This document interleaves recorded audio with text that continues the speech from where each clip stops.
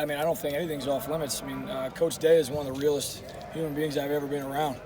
And as great as a football coach as he is, I mean, he's really just an unbelievable human being and outstanding mentor for our guys. So I don't think anything is off topic. I don't think anything is not able to be discussed. So yeah, I mean, absolutely. I think we could talk about any sort of current event.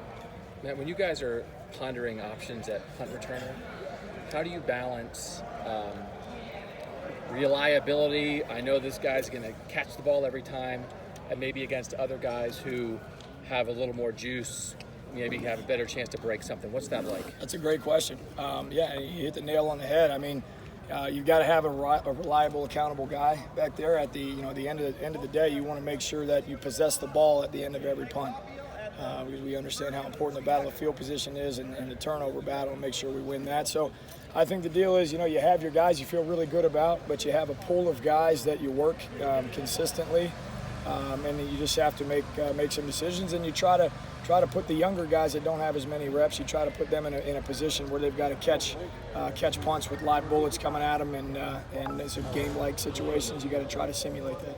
Is there anything when you have a guy like KJ who is so important to the offense, obviously, how does that influence whether you think he maybe should be the primary punt returner or not? Is there any reluctance to put one of your most important offensive players as your primary punt returner or no? Well, KJ's outstanding. We know what we're going to get there. But we're a program that believes in playing our best players on special teams. So I think we've got like I said, a pool of guys that we feel good about, hoping to continue to develop some younger guys. But again, I think you got to pick your battles there. Do you be smart about when you use certain guys, and can you use the same guy every time? Maybe not. And again, I think that's why you try to build depth there. How much continuity is there? Special teams was kind of Urban's baby, so now with him out and you in, how much continuity is there versus how much have you sort of made it your own? Well, if it ain't broke, don't fix it. So things have been done really, really well here. I would say at an elite level. And really that's what we're trying to do is sort of a slogan for this camp is let's make the best better. We've used the analogy of the New England Patriots or LeBron James, Tiger Woods, some of the best to do it in whatever their respective sports are. And if you win one Super Bowl, what's your approach to the next? Is that it? I mean, are we elite? Here we are. We've arrived. And what's your approach from there? That's kind of our mentality. We've been excellent here. But we want to reach a new level if we can, and obviously the bar's been set very high, and we just want to continue to try to push forward. And you look at there is room to, obviously the coverage teams have been pretty good that a couple years ago, not so much, but there haven't been a lot of explosiveness in the return game. Is that you look at that as a place there's real opportunity to improve things? Yeah, I think obviously we want to be explosive on return units when we can, for sure. I know there hasn't been a lack of points being scored around here, so that's for sure.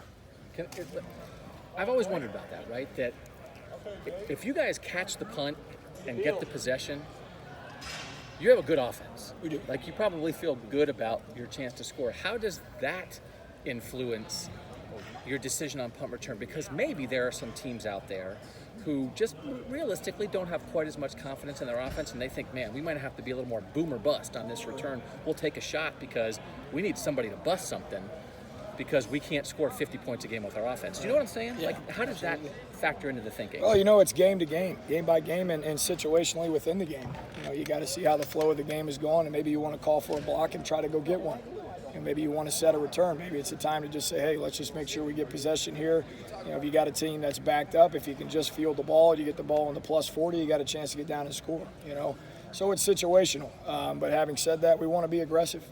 So when we get our chances, we want to make sure we got a good scheme. We're going to be techniqued up, and I know our guys are going to play really hard. So we have a lot of confidence in our ability to maintain possession and also give ourselves a chance to increase field position. So this is how I've thought about it, and I like to throw questions out so you can tell me how wrong I am.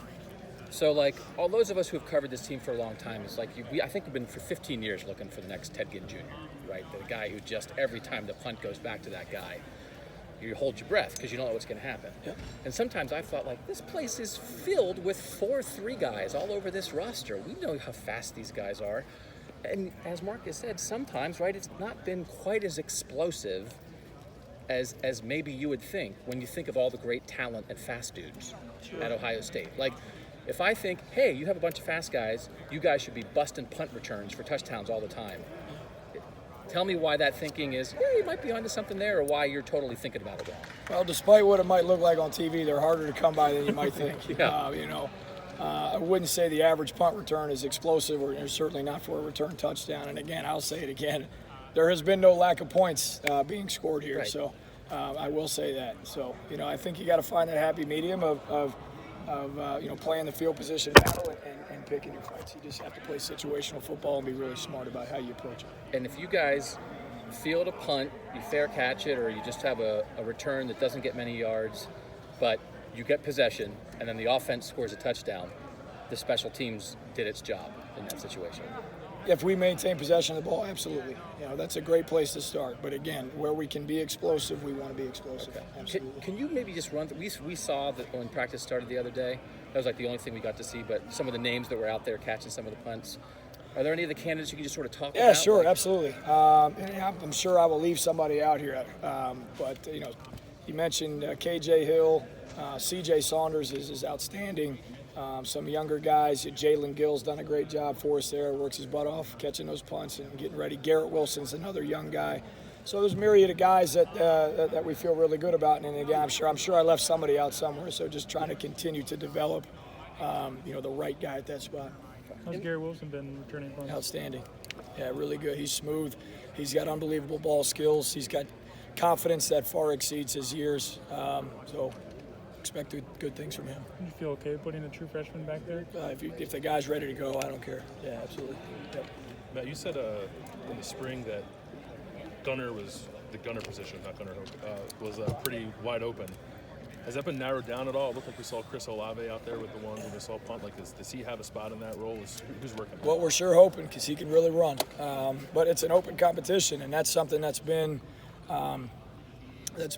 reinforced by Coach Day is how important that position is. I mean, talk about outstanding gunner play. I mean, we epitomized it last year with Terry McLaurin and those guys doing an outstanding job. So is that depth chart fixed right now at gunner? No, absolutely not. But I at practice 3, and I'm not sure whose depth chart is fixed right now. So we're still working our way through that. It's a great challenge for our guys and an opportunity for somebody to emerge. But you mentioned Chris Olave. I'd sure love it to be him because he can really run. Is it just straight line speed you're looking for there? What else goes into that? There's a little bit more to it. I'd say that obviously speed is a huge factor. I would say it's not only how fast do you run, but it's speed between the ears. And it's a willingness to go get it done, and it's mentality as much as it is speed. Yeah, I was asked a couple times if you guys would continue. Urban wanted the kickoff to the corner, trying to pursue and make some plays happen there. The rules changed. What do you guys envision with the kickoff approach there? Well, I mentioned before, if it ain't broke, don't fix it. But, we want to add some wrinkles here and there when we can. But at the same time, we've got unbelievable players. We've got a really good kicker coming back. We're not trying to reinvent the wheel there. We just want them to play fast. That'll be the biggest thing, is just get our guys running really fast, playing extremely hard, and go front the returner up. How has the rule changed with the fair catch now that there's been a year or so with that? How has that changed the thinking in that part of the game? Kickoff or kick return? Well, either one. From a kickoff standpoint, we're just going to go cover them. We're going to kick them, and we're going to go cover them. And if they choose to fair catch it, so be it. From a kickoff return standpoint, again, we'll be smart about what we do, but we're going to be explosive, or we're going to strive to be anyway. And, I think we've got the returners to do that. And as importantly as that, I know we've got guys that are willing to go block and sell out for their team, even in a less glorious position. I know our guys will go do that. We're going to get them techniqued up. I know our guys are going to play hard. That's the culture of our program. We're 4 to 6, A to B in everything we do, and that doesn't change on special teams. Were you guys using the two-man wedge at all before? Do you have to adjust to that rule? On kickoff return? I've done it in the past, yeah, but it's really not a tough adjustment. We'll just be smart about how we space those guys. Do you have to make sure that you kind of, especially early on, that you reinforce? Because obviously they could drift together accidentally. Well, we just have to be really smart about how we build it as coaches and make sure that we don't put those guys in that position. If that happens, that's my fault. I know you've talked before about how special teams is just football and it's kind of a way for guys to learn how to play. Are there any young guys you're really seeing stepping up already in camp on special teams? Ton of guys. And really it go all the way back to the spring. Like the first guy that comes to mind is Marcus Crowley. And it's really cool just to watch his progression as he got here in the spring and just wasn't quite sure about the technique initially. And then next thing you know, he looks like an experienced guy. Bryson Shaw's another guy's done really well early on. Craig Young, Cade Stowe. I mean, there's a ton of guys. I could keep going on and on.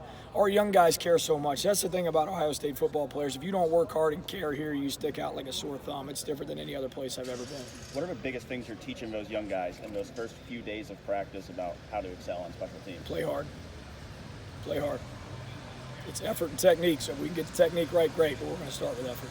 Is that a good place to cultivate that? Because, I mean, special teams is a lot of just getting from point A to point Absolutely. B, more so than the other offensive. I think that's a great point. And that's what we tell those guys. You know, where offense or defense, there's more nuance. You know, there's a lot more variables. There's more moving parts. Special teams, again, we talk about reducing the game to effort and technique. So, you know, go play as hard as you can. And then if we can get those guys honed in on techniques, which we spend a lot of time, I'd venture to say we spend more time here on technique than probably anywhere else. So if we can get them playing hard and with great technique, they got a chance.